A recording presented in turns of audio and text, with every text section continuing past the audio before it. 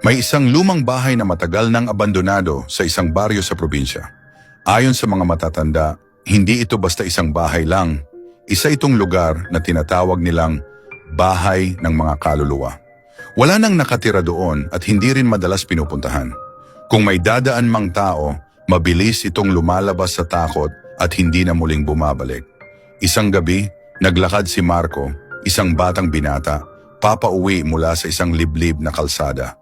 Malakas ang ulan at sa halip na dumaan sa mahabang daan, minabuti niyang dumaan sa daang madilim at makitid na malapit sa lugar kung saan naroroon ang lumang bahay. Habang naglalakad siya, napansin niyang parang may mga anino sa mga bintana ng bahay. Parang may mga matang nagmamasid sa kanya mula sa loob, kaya't natakot siya ngunit pinilit niyang huwag magpahalata. Habang lumalapit siya, nakarinig siya ng mga mahinang tinig tulad ng mga taong nag-uusap. Pero nang lingunin niya, wala ni isa mang tao sa paligid. Sinubukan niyang maglakad ng mabilis, ngunit ang mga tunog ng mga yapak sa loob ng bahay ay tila sumasabay sa bawat hakbang niya.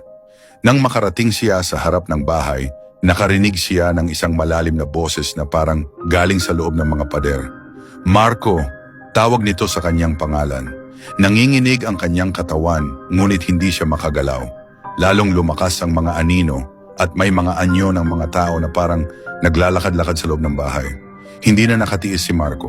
Tumakbo siya palayo sa bahay, pero habang siya ay papalayo, may narinig siyang malakas na tawa mula sa loob.